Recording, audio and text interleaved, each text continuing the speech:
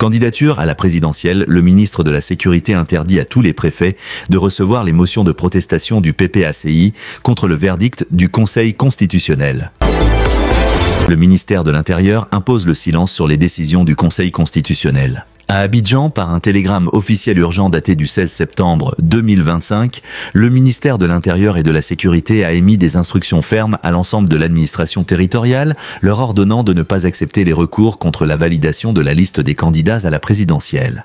Une consigne ferme et claire, adressée à tous les préfets de région, préfets de département, sous-préfets et secrétaires généraux de préfecture. Le document, signé par le ministre de l'Intérieur et de la Sécurité, le général Diomandé Vagondo, vise à étouffer dans l'œuf toute contestation de la décision du Conseil constitutionnel rendue publique le 8 septembre dernier, qui a arrêté la liste définitive des candidats à l'élection présidentielle du 25 octobre 2025. Le ministère reconnaît que certains partis politiques de l'opposition ont déposé des motions pour contester cette décision. En réaction, l'exécutif a décidé de rappeler avec force la loi. L'article 136 comme garde-fou. Le télégramme s'appuie sur l'article 136 de la Constitution, stipulant que les décisions du Conseil constitutionnel ne sont susceptibles d'aucun recours et s'imposent au pouvoir public et à toutes les autorités administratives et juridictionnelles et à toutes les personnes physiques et morales. Toute remise en cause de ces décisions est ainsi qualifiée de violation de la loi.